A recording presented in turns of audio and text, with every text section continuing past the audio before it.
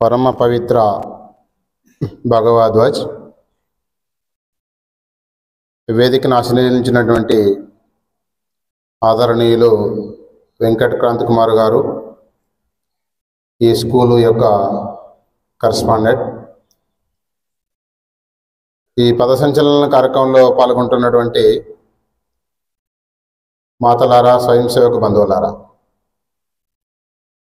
రాష్ట్రీయ స్వయం సేవక సంఘం ప్రారంభమయ్యి ఈ శతాబ్దికి 100 సంవత్సరాలు పూర్తి చేసుకోబోతుంది. విజయదశమికి సంఘము 1925 విజయదశమిలో ప్రారంభమైనప్పటికీ ఇంత సుదీర్ఘ కాలం పాటు సంఘ యొక్క లక్ష్యాన్ని విస్మరించకుండా, సంఘ యొక్క ధ్యేయాన్ని స్వయం సేవకుల మనసులో ఉంచుకొని ఈ సమాజానికి మనం ఏ రకంగా ఉపయోగపడాలనేటువంటి ఆలోచన చేస్తూ, ఈ సమాజంలో ఎవరైతే ఈ సమాజం నాది అనుకుంటారో అలాంటి వాళ్ళందరూ ఈ దేశం కోసము, ధర్మం కోసము, సంస్కృతి సమాజాల కోసము భిన్న భిన్న వేదికలను ఆధారం చేసుకొని పనిచేస్తున్నారు. వాళ్ళు సంఘ స్వయం సేవకులు అయినప్పటికీ కానప్పటికీ కూడా ఈ సమాజం కోసం పనిచేసే వాళ్ళు చాలా మంది ఉన్నారు. మనము గత కొద్ది రోజుల క్రిందటే విజయదశమి ఉత్సవం పూర్తి చేసుకున్నాం. విజయదశమి ఉత్సవం మనకి ఏం తెలియజేస్తుందంటే, ఏ సమాజమైనా తన యొక్క సరిహద్దులు ఎప్పుడైతే రక్షణాత్మకంగా ఉంటాయో అంతర్గతంగా ఆ సమాజం రక్షణాత్మకంగా ఉంటుంది.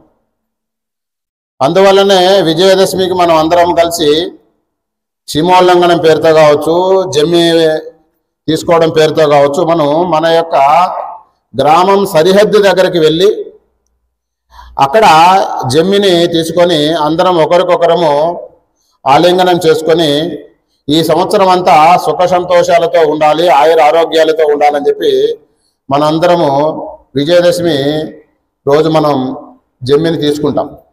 అంటే దాని అర్థము మన ఆరోగ్యము మనది కాదు, ఈ గ్రామం సరిహద్దు సరిగా ఉంటే గ్రామం రక్షణాత్మకంగా ఉంటుంది, గ్రామంలో ఉన్నటువంటి ప్రజలు ఆరోగ్యంగా ఉంటారు, ఆనందంగా ఉంటారు అన్నటువంటి దాని వెనకాల ఉద్దేశం.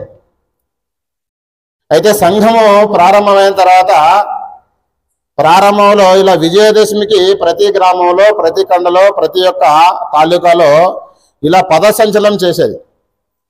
ఎందుకు పదసంచలనం చేయాలని చెప్పి చాలామంది అడుగుతుంటారు. మత విద్వేషాలు రెచ్చగొట్టడానిక, సమాజంలో కలహాలు నిర్మాణం చేయడానికంటే, కలహాలు నిర్మాణం చేయడానికి కాదు, మత విద్వేషాలు రెచ్చగొట్టడం కోసం కాదు. ఏ విధంగా అయితే మన దేశాన్ని, మన భారత సైనికులు సరిహద్దును కాపాడుతున్నారో అంతర్గతంగా ఉన్నటువంటి మన సమాజంలో లోటుపాట్లను మనం తొలగించుకుంటూ, మన సమాజంలో ఎవరన్నా దేశ వ్యతిరేక శక్తులు మన మధ్య చొరబడి మనలో విద్వేషాన్ని ఎవరైతే రగిలిస్తుంటారో అలాంటి వాళ్ళందరికీ హెచ్చరిక చేస్తూ మనం పదసంచలనం చేస్తాం. ఎందుకంటే మన సమాజాన్ని మనం రక్షించుకోవాలంటే బయట సరిహద్దును ఎంత పటిష్టంగా మనం రక్షించుకుంటామో మన అంతర్గత సమాజాన్ని కూడా ఆ పద్ధతిలో రక్షించుకుంటేనే మన సమాజం నిలబడుతుంది, తర్వాత భవిష్యత్తు తరాలకు మార్గదర్శనకంగా ఉంటుంది. అందువల్ల మనము మన గ్రామాలలో హిందూ సమాజాన్ని చైతన్యవంతం చేయడం కోసము, హిందూ సమాజాన్ని సంఘటితం చేయడం కోసము, హిందూ సమాజాన్ని ఈ సమాజం పట్ల, సంస్కృతి సాంప్రదాయాల పట్ల అవగాహన కలిగించి ఈ ధర్మాన్ని కాపాడడంలో మనందరము అగ్రేసర్లుగా ముందుండాలన్నటువంటి హిందూ సమాజాన్ని చైతన్యవంతం చేస్తూ స్వయం సేవకులు హిందూ సమాజానికి ఏదన్నా ఆపద వచ్చినా మేమున్నామనేటువంటి ఒక పద్ధతిలో హిందూ సమాజానికి భరోసా ఇవ్వడం కోసమే ఈ పదసంచలన కార్యక్రమం మనం చేస్తాం. అందువలన దీన్ని ర్యాలీ అనము, రూట్ మార్చ్ అనము, ఇంకోటి అనము. పదసంచలనం అడుగులో అడుగు కలిసి వేస్తూ, మనసులు కలుస్తూ, మన యొక్క ఆలోచనలు కలుపుకుంటూ మన అందరము ఈ సమాజానికి ఒక సంఘటిత శక్తి యొక్క ప్రదర్శనను మనం చూస్తుంటాం. అందువలనే ప్రతి సంవత్సరము ఈ విధంగా 1925 విజయదశమి రోజున సంఘం ప్రారంభమైంది. 1927 విజయదశమి రోజున నాగపూర్లో ప్రతి సంవత్సరం విజయదశమికి మన మాతృమూర్తులు ఆయుధ పూజ చేసేవాళ్ళు. ప్రతి ఇంట్లో లక్ష్మీ పూజ చేసేవాళ్ళు, ప్రతి ఇంట్లో మన యొక్క ఆయుధాలను మా ధర్మాన్ని కాపాడడానికి మాకు జ్ఞానాన్ని ప్రసాదించు, మా సంస్కృతిని కాపాడడానికి మాకు సమాజ రక్షణ కోసం మనం చేస్తాం. అలాంటి సందర్భంలో దేశ విచ్ఛిన్నకర శక్తులైనటువంటి మన దేశాన్ని ఆక్రమించుకొని మన మధ్యలో అనేక విభజన భావాలు తీసుకొచ్చి మన మధ్యలో ఇట్లా పూజా పునస్కారాలు కూడా చేయాయో, బంగారం కావచ్చు, సంపద కావచ్చు, ఏదైనా వస్తువులు కావచ్చు, ఆయుధాలు ఉన్నాయో వాటి ఆ సంపదనంతా దోచుకుని వెళ్ళేటువంటి ఆచారము నాగపూర్లో ఉండేది. ఎప్పుడైతే సంఘం ప్రారంభమయ్యి కేవలం 2 సంవత్సరాలు అయిన సందర్భంగా మనం హిందూ సమాజ సంఘటన కోసమే సంఘాన్ని ప్రారంభం చేసినాం. అందువల్ల ఇవాళ హిందూ సమాజం మీద దాడులు జరుగుతుంటే మనం చూస్తూ ఊరుకుంటే ఇంకా సంఘం ప్రారంభం చేసిన దానికి ఉపయోగం ఏముంటుంది అని చెప్పి డాక్టర్జీ స్వయాన మన స్వయం సేవకులందరినీ పిలిచి ఈ వచ్చేటువంటి దసరా ఏదైతే ఉందో ఈ దసరా అందరి యొక్క కళ్ళల్లో ఆనందం కనిపించాలి. ఎవరి కళ్ళల్లో బాధ కనిపించకూడదు. కనిపించకుండా ఆనందం కనిపించాలంటే మనము హిందూ సమాజానికి రక్షణాత్మకంగా ఉండాలి. ఏదైతే ఆనవాయితీగా పరంపరాగతంగా హిందూ సమాజం మీద పూజలు చేసేటువంటి సందర్భంలో దాడులు కావచ్చు, అత్యాచారాలు కావచ్చు, సంపద దోపిడీ కావచ్చు, మన మధ్య విభజన కావచ్చు, ఏవైతే అనాది కాలం నుంచి వస్తున్నదో దానికి అడ్డుకట్ట వేయాలి మనమేనని చెప్పి స్వయం సేవకులకి సూచన ఇచ్చిన కారణంగా డాక్టర్జీ నాగపూర్ పట్టణంలో ప్రతి వాడకట్టు ఎక్కడైతే ముందుగా ఇలా దాడులు జరుగుతాయని చెప్పి మనకు ముందే అవగాహన ఉంటుందో ఆ ప్రాంతంలో స్వయం సేవకులు ఇలా దండదారి అయ్యి ఆ ప్రాంతాలలో నిలబడ్డారు. యథావిధిగా మన మాతృమూర్తులు పూజలు చేస్తుంటే వాళ్ళను దోపిడీ చేయడానికి, సంపదను దోపిడీ చేయడానికి కొంతమంది ముష్కర మూకలు ఆ ఇండ్ల మీద దాడి చేస్తే స్వయం సేవకులు శాఖలో ఏదైతే దండ నేర్చుకుంటారో, శాఖలు ఏదైతే ప్రహారాలు నేర్చుకుంటారో, మా చేతుల్లో దండ ఉన్నది కేవలము మా ఆత్మరక్షణ కోసం కాదు, సమాజానికి ఆపదొస్తే ఈ దండను నా దేవీ దేవతలు ఎట్లయితే ధర్మం కోసము అధర్మం మీద విజయం సాధించడం కోసం ఆయుధాలు పట్టారో ఆ విధంగా ఇవాళ ధర్మ రక్షణ కోసము, దేశ రక్షణ కోసము మీ ఆయుధం పట్టా అని చెప్పి ఈ దండదారి అయిన స్వయం సేవకులు వాళ్ళను ఎదుర్కొని వాళ్ళని చితక బాధితే అప్పటి నుంచి ఇప్పటి వరకు నాగపూర్ పట్టణంలో విజయదశమి రోజున దాడులు ఆగిపోయినాయి. ఎందుకు ఆగిపోయినాయి? సంఘ యొక్క శక్తి కోసం కాదు ఆగిపోయింది. హిందూ సమాజం చైతన్యవంతమైతే, హిందూ సమాజం సంఘటితమైతే, హిందూ సమాజము ఈ సమాజం నాది, దీన్ని కాపాడుకోవాలన్నటువంటి అవగాహన కల్పిస్తే తనను తాను రక్షించుకోగలుగుతుందని చెప్పి నిరూపించినటువంటి సంవత్సరం 1927 సంవత్సరం. అప్పటి నుంచి ఇప్పటి వరకు విజయదశమి చాలా అంగరంగ వైభవంగా ఆనందంతో చాలా వైభవపేతంగా అందరూ కలిసి చేసుకునేటువంటి సందర్భం మనం మొన్న విజయదశమి రోజు పరమపూజ్య సరసంగ చాలకుజీ యొక్క కార్యక్రమంలో మనం అందరం చూసాం. ఇలాంటి శక్తి సముపార్జన కోసమే సంఘము ధర్మరక్షణ కోసము ప్రారంభమైంది. మన గతంలో ఒక కథ ఉండేది. ఒక రాజు తన సర్వస్వాన్ని కోల్పి అడవుల పాలయ్యాడు. తన రాజ్యం పోయింది, తన సంపద పోయింది, తన సైనికులు పోయారు. తర్వాత అందరూ ఓటమి పాలై విదేశీయుల చేతుల్లో అడవుల పాలైనాడు. బ్రతికితే మళ్ళీ సైన్యాన్ని తయారు చేసుకొని మళ్ళీ నా రాజ్యాన్ని కాపాడుకోవాలని చెప్పి ఆలోచనతో అడవుల పాలైతే 2 రోజులైంది, 3 రోజులైంది, వారం రోజులైంది, నిద్ర లేదు, ఆహారం లేదు. చివరికి ఎక్కడ చూసినా చుట్టూ అరణ్యం, పశుపక్షాదులు కూడా కనిపిస్తలేవు, కేవలం వన్య మృగాలు మాత్రము ఇట్లాంటివి కనిపిస్తున్నాయి. చివరికి దాహం వేస్తుంటే ఒక నది పారుతుంటే నది దగ్గరికి వెళ్ళాడు. అక్కడ ఒక చిన్న కుటీరం కనిపించింది. ఆ కుటీరం దగ్గరికి వెళ్ళి రాజు యొక్క ఆకారం లేదు ఆయన దగ్గర, ఎందుకంటే శరీరం అంతా బట్టలు మార్చిపోయినాయి, తర్వాత శరీరం అంతా గాయాలైనాయి, తర్వాత నీరసించబోయాడు. అలాంటి స్థితిలో ఆ కుటీరం దగ్గరికి వెళ్ళి కొద్దిగా మంచినీళ్ళు అడిగాడు. ఒక స్వామీజీ ఉంటే అక్కడ స్వామీజీ మంచినీళ్ళు ఇచ్చారు. తర్వాత స్వామీజీ, నేను పలాని రాజ్యానికి రాజును, విదేశీయులు నా రాజ్యం మీద దాడి చేస్తే నేను ఇవాళ ఇట్లా నా ప్రాణాన్ని కాపాడుకోవడానికి నేను అడవుల దారిని పట్టాను, అందువల్ల వారం రోజులైంది, నాకు నిద్ర లేదు, ఆహారం లేదు, ఏమంటే ఏదైనా కొద్దిగా తినడానికి ఏదైనా ఉంటే ఇస్తారని చెప్తే ఆ స్వామీజీ వెంటనే, చూడ నాన్న, ఆ నది పారుతుంది కదా, నువ్వు వెంటనే స్నానం చేసిరా అని చెప్పి స్నానం చేసి వచ్చిన తర్వాత ఇగో నాకు ఎదురుగా ఆ 100 మీటర్ల దగ్గర ఒక చెట్టు ఉంది కదా, ఆ చెట్టు దగ్గర కూర్చొని నువ్వు ఒక 5 నిమిషాలు నాకు ఆహారం కావాలని చెప్పి ప్రార్థన చెయ్యి, నీకు ఆహారం వస్తుంది అన్నారు. ఎందుకంటే ఆకలితో ఉన్నప్పుడు ఏమి స్వామీజీ చెప్పినాడు కదా అని చెప్పి వెంటనే వెళ్ళి ఆ చెట్టు దగ్గర కూర్చొని ప్రార్థన చేస్తే వెంటనే తన ముందర పంచభక్ష పరమాణాలు ప్రత్యక్షమైనవి. ఆహారం తిన్నాడు. తిన్న వెంటనే మనిషికి అలసిపోయాడు కాబట్టి మంచిగా ఇంటి దగ్గర ఉంటే అనేక పట్టు పానుపులు బంగారు ఉయ్యాలలు ఎన్ని ఉండేటివి. మరి ఇక్కడ ఈ అడవులలో ఎక్కడ విశ్రాంతి తీసుకోవాలని చెప్పి మనసులో అనుకుంటేనే వెంటనే ఆ చెట్టుకు సరౌండింగ్లో మంచి పట్టు పానుపులు లాంటి వసతి కూడా ఏర్పాటు అయిపోయింది.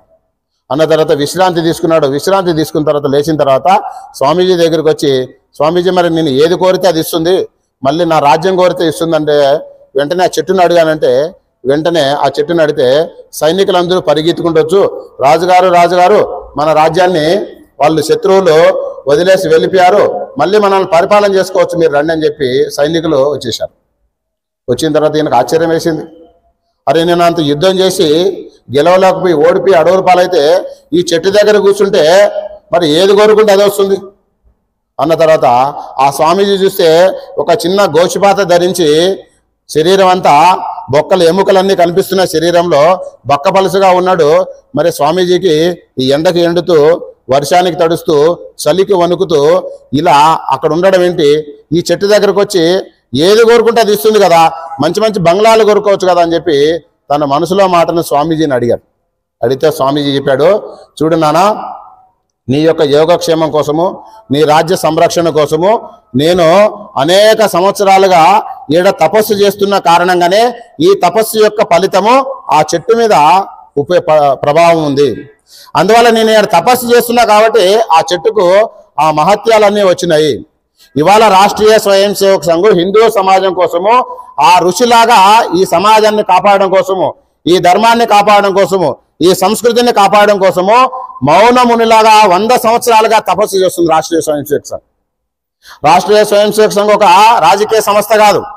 హిందూ సమాజము సంఘటితపరచడం కోసము మన సంఘము అనేక ప్రాంతాలలో ఇవాళ అనేక మంది కార్యకర్తలు నిద్ర ఆహారాలు మాని తన యొక్క సొంత లాభాలు మాని అనేక తన ఇంకా త్యాగ భావనతో ఈ సమాజం కోసం కష్టపడుతున్నారు. అలా ఋషిలాగా 100 సంవత్సరాల ఋషి తపస్సు ఫలితంగానే ఇవాళ ప్రపంచంలో ఉన్నటువంటి హిందుత్వ వాతావరణం ఏదైతే ఫలితం ఉందో ఆ ఫలితం యొక్క గొప్పతనం ఏంటంటే సంఘ యొక్క తపస్సు, సంఘ కార్యకర్తల యొక్క తపస్సు కారణంగానే. మన ఏథెన్స్ నగరంలో ఒక తత్వవేత్త ఉండేవారు.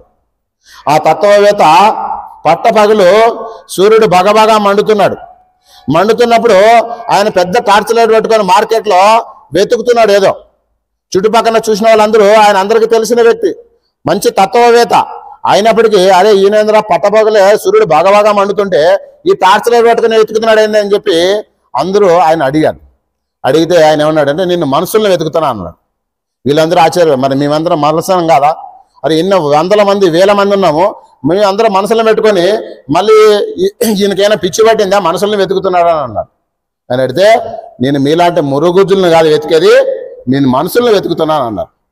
అలా 100 సంవత్సరాలుగా సంఘ యొక్క కార్యకర్తలు, సంఘ యొక్క డాక్టర్జీ కావచ్చు, గురూజీ కావచ్చు, బాలాసాహెబ్జీ కావచ్చు, రజ్జుభాయ్ గారు కావచ్చు, వీళ్ళందరూ ఇలాంటి మనుషుల కోసము వెతుకుతూ వాళ్ళని పట్టుకొని వాళ్ళని సంస్కరించి నానా ఈ ధర్మం నీది, ఈ సంస్కృతి నీది, ఈ దేశం నీది, ఈ దేశం మీద మనం అనైక్యత ఉన్న కారణంగానే, మనం అసంఘటితంగా ఉన్న కారణంగా 1200 సంవత్సరాల పాటు విధర్మీయులు, విదేశీయులు మన దేశాన్ని, మన సంస్కృతిని, మన దేశాన్ని, మన యొక్క సమాజాన్ని, మన మాతృమూర్తులను, మన గోమాతలను, మన గుడిని, మన బడిని, మన యొక్క అనేక శ్రద్ధా కేంద్రాలను 1200 సంవత్సరాల పాటు నిరంతరము దాడులు చేస్తుంటే మనలో కనీసం చలనం లేదా అని చెప్పి ప్రతి వ్యక్తిని ఏదైతే ఏథెన్స్ నగరంలో తత్వవేత్త మనుషులను వెతికినట్టు సంఘం ప్రారంభమైన తర్వాత అలాంటి మనుషులను సంఘటితపరిచి అలాంటి మనుషులలో దేశభక్తి భావన నిర్మాణం చేసి అలాంటి మనుషులలో జాతీయ భావన నిర్మాణం చేసి ఈ ధర్మాన్ని కాపాడుకోవాలి, ఈ దేశాన్ని కాపాడుకోవాలి, ఈ సమాజాన్ని కాపాడుకోవాలని చెప్పి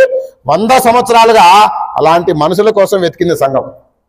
వెతికిన కారణంగానే ఇవాళ అనేక మంది డాక్టర్జీ ఎంబీబీఎస్ పూర్తి చేశారు. ఆయన మనలాగా ఒక చిన్న కుటుంబాన్ని పట్టుకొని పెళ్లి చేసుకొని ఆనందంగా అనుభవించాలని చెప్పి మనలాగా అనుకుంటుంటే ఇవాళ హిందుస్థాను పాకిస్తాన్ అయ్యేది. రెండోది డాక్టర్జీ కనుక తన గురించి ఆలోచన చేస్తుంటే ఆనందంగా సుఖ సంతోషాలతో లగ్జరీ లైఫ్ జీవించేటువంటి వాళ్ళు. కానీ డాక్టర్జీ ఈ భారతమాత బానిస సంఖ్యలను తుంచడం కోసము నా తల్లి ఏడుస్తుంటే నేను ఆనందంగా ఎలా ఉంటానని చెప్పి తన యొక్క ఎంబీబీఎస్ డాక్టర్స్ పటాను సమాజ హితం కోసం ఉపయోగిస్తానని చెప్పి ఆజన్మ బ్రహ్మచారిగా ఉంటూ సంఘ స్థాపనం చేసి ఇలాంటి మనుషుల కోసం వెతికి అలాంటి మనుషులలో ఒక గురూజీని పట్టుకున్నారు, ఒక బాలాసాబ్జీని పట్టుకున్నారు.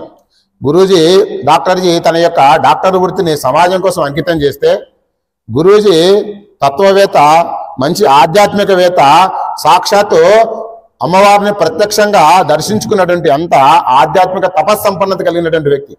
అలాంటి వ్యక్తిని డాక్టర్జీ పట్టుకున్నారు. పట్టుకున్న తర్వాత ఎక్కడో హిమాలయాల్లోకి వెళ్ళి నేను మోక్షాన్ని సంపాదించుకోవాలి, మరో జన్మ లేకుండా ఉండాలంటే నేను ఆధ్యాత్మిక సాధన చేయాలని చెప్పి ఎక్కడో సారాగాచి ఆశ్రమంలో అఖండానంద స్వామీజీ దగ్గర దీక్ష తీసుకుంటే ఆ స్వామీజీ చెప్పాడు, చూడు నానా, నువ్వు వెళ్ళాల్సింది నీ యొక్క వ్యక్తిగత మోక్షం కోసం కాదు, ఇవాళ సమాజం కష్టాలలో ఉంది.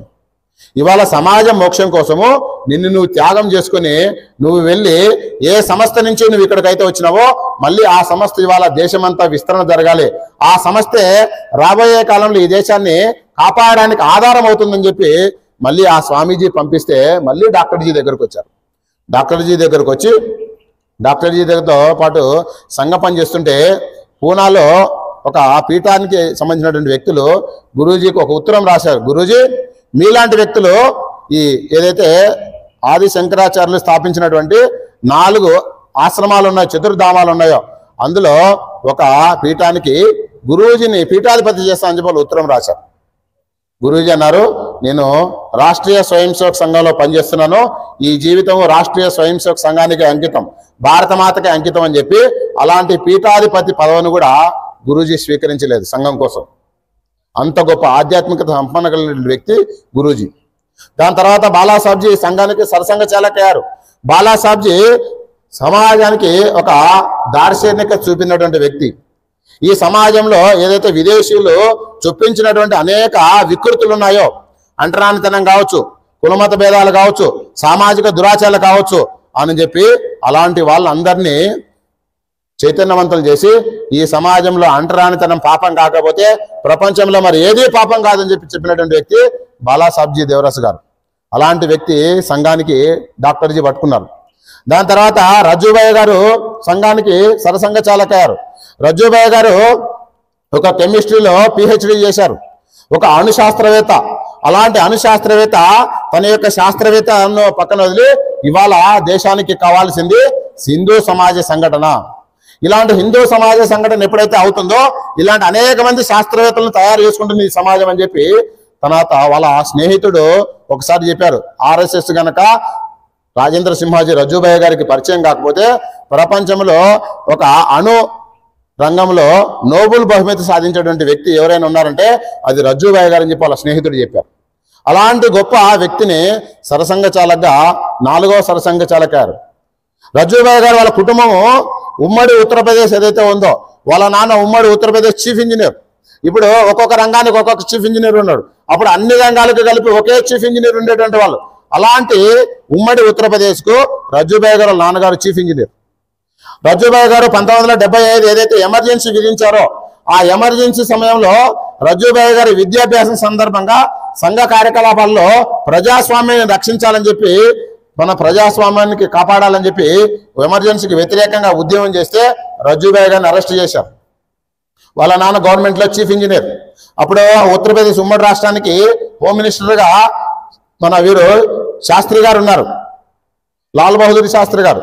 లాల్ బహదూర్ శాస్త్రి గారు ఈ విషయం తెలిసి ఒకసారి రజ్జుభాయ్ గారు వాళ్ళ నాన్నగారిని అడిగారు, మీ అబ్బాయి కనుక నేను ఏ తప్పు చేయలేదు, నేను ఆ సంస్థ తర్వాత పోనని చెప్పి ఒక ఉత్తరం రాయమని చెప్పండి, మీ అబ్బాయి బయటకు వచ్చేస్తాడంటే రజ్జుభాయ్ గారు ఒకటే చెప్పారు, మా అబ్బాయి మంచి సంస్థ అయితేనే అందులో పనిచేస్తాడు, మంచి సంస్థ కాకపోతే నేను చెప్పకముందే ఆయనే బయటకు వచ్చేస్తాడు అన్నాడు. అంటే సంఘం పట్ల వాళ్ళ తన కొడుకు పట్ల అంత విశ్వాసం. అలాంటి వ్యక్తి మన సంఘానికి సరసంఘ చాలకయ్యారు. దాని తర్వాత సుదర్శన్జీ మన సంఘానికి సుదర్శన్జీ మన కంప్యూటర్ రంగంలో ఏదైతే బీటెక్ చదివినటువంటి చాలా గొప్ప మేధావి. తర్వాత ఈ సమాజంలో మీరు ఏ దేవీ దేవతలను ఆరాధించుకోండి, మీరు క్రైస్తవులుగా ఉంటారా, ముస్లింలుగా ఉంటారా, మిగతా ఏ యొక్క మతంలోనే ఉండండి, కానీ హిందుత్వం యొక్క ఆలోచన విధానానికి అనుగుణంగానే ఈ దేశంలో ఉండాలి. ఎప్పుడైతే హిందుత్వం అనుగుణంగా ఈ దేశానికి వ్యతిరేకంగా మీరు కనుక ఉంటే ఈ దేశానికి ద్రోహం చేసిన వాళ్ళు అవుతారు. అందువల్ల ఈ దేశానికి ద్రోహం కాదు మీరు చేయాల్సింది.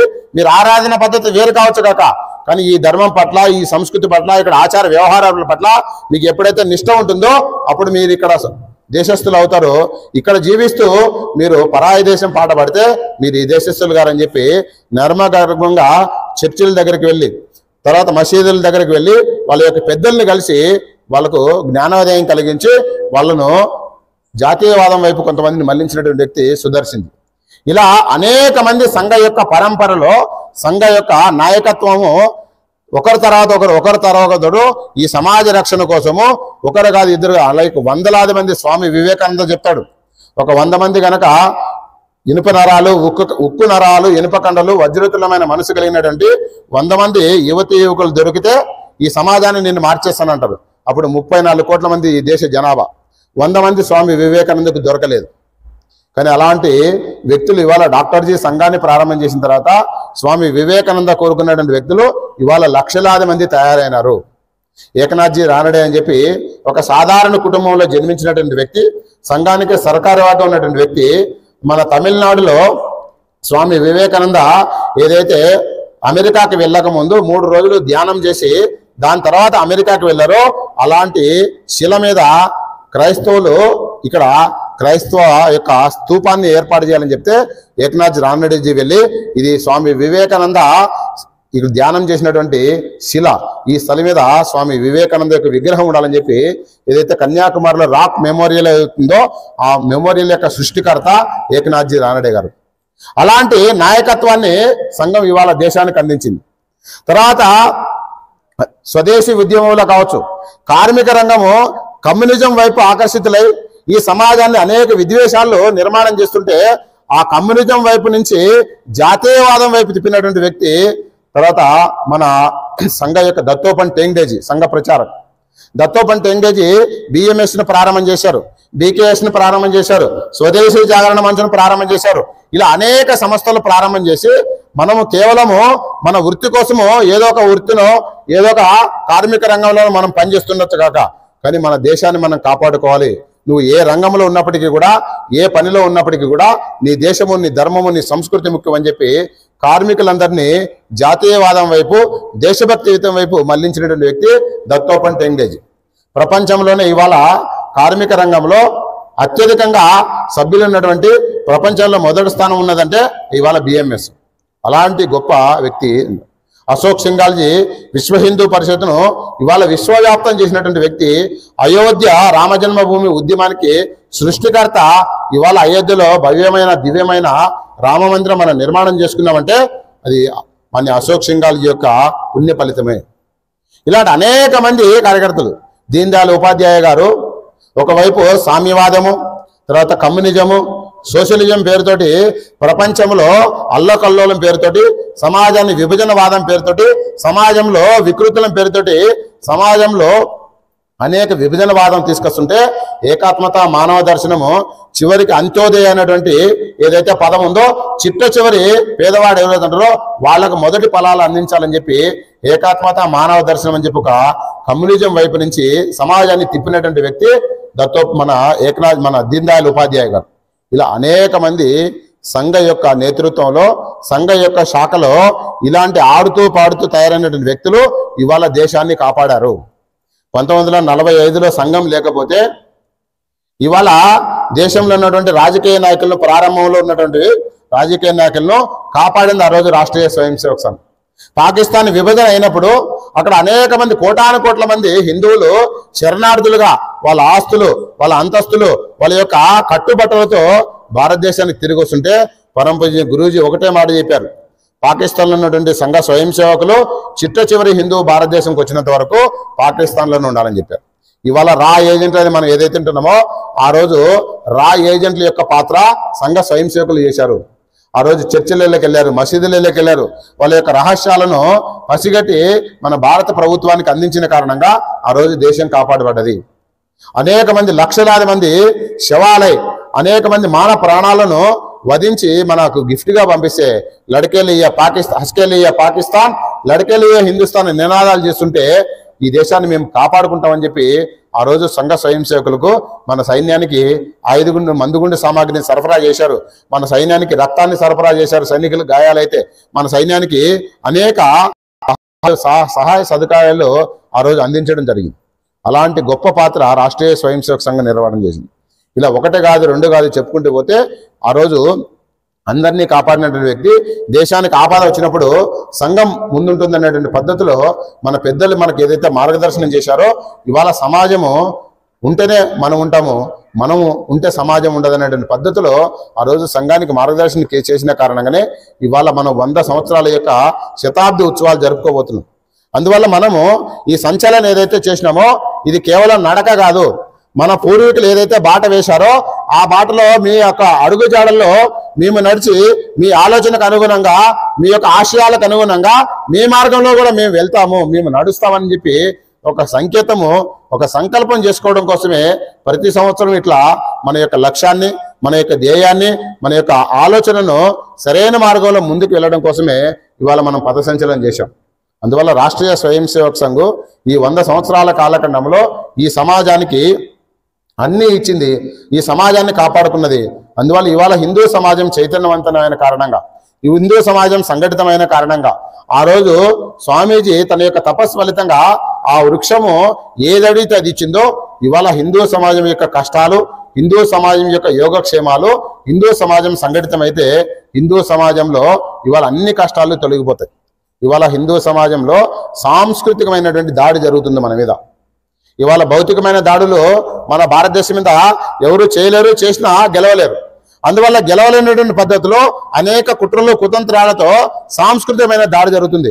మన కుటుంబాన్ని ఆధారం చేసుకొని వాళ్ళు యుద్ధం చేస్తున్నారు, మన యొక్క సమాజాన్ని ఆధారం చేసుకుని యుద్ధం చేస్తున్నారు, మన యొక్క దేశాన్ని ఆధారం చేసుకుని యుద్ధం చేస్తున్నారు, మన దేవాలయాన్ని ఆధారం చేసుకుని యుద్ధం చేస్తున్నారు, మన యొక్క ఆచార వ్యవహారాలను ఆధారం చేసుకుని యుద్ధం చేస్తున్నారు. అందువల్ల ఇవాళ టీవీలలో మన కుటుంబాన్ని చిన్నాభిన్నం కావడానికి టీవీ సీరియల్స్ ఉన్నాయి. తర్వాత మన యొక్క సినిమాలలో కూడా అక్కడక్కడ అసభ్య పదజాలం ఏదనంటే ఇందులో శతకోపం పెట్టారని చెప్పి, అంటే మన యొక్క పవిత్రంగా భావించడం దాన్ని శతకోపం పెట్టారని చెప్పి, 3 నామాలు తీసినాడు అని అంటారు. ఇలాంటి పదజాలం అంతా సినిమాలలో మన యొక్క సంస్కృతిని, సాంప్రదాయాన్ని మనకు తెలియకుండానే దాని పట్ల వ్యతిరేక భావన నిర్మాణం కావడం కోసము మన మీద దాడి జరుగుతుంది. అందువల్ల ఈ యొక్క సాంస్కృతికమైనటువంటి యుద్ధంలో మనం గెలవాలంటే సంఘం ఈ శతాబ్ది సందర్భంగా పంచపరివర్తన అనేటువంటి ఒక పదజాలాన్ని మనకు మన సమాజం మీద ఉంటుంది. పంచపరివర్తన అంటే మనం అందరము భారతమాత సంతానము, మనం అందరం హిందువులం, బంధువులం అనేటువంటి భావన జాగృతం కావాలి సమాజంలో. నేను రెడ్డి, నేను కుర్మ, నేను మాట్లాడే కాకుండా మనం అందరం హిందువులు అనేటువంటి భావన జాగృతం కావాలి. దాన్నే సామాజిక సమరసత అంటున్నాం. తర్వాత రెండోది మన కుటుంబం, ఇవాళ భారతీయ కుటుంబ విలువలు మన కుటుంబంలో నిర్మాణం కావాలి. నిర్మాణం కావాలంటే మన కుటుంబంలో కలిసి మనం భోజనం చేయాలి. రోజులో ఒకసారన్నా, వారంలో ఒకసారన్నా కలిసి కుటుంబ సభ్యులందరం గుడికి వెళ్ళాలి. నెలలో ఒకసారన్నా మన కుటుంబంలో సత్సంగం జరగాలి.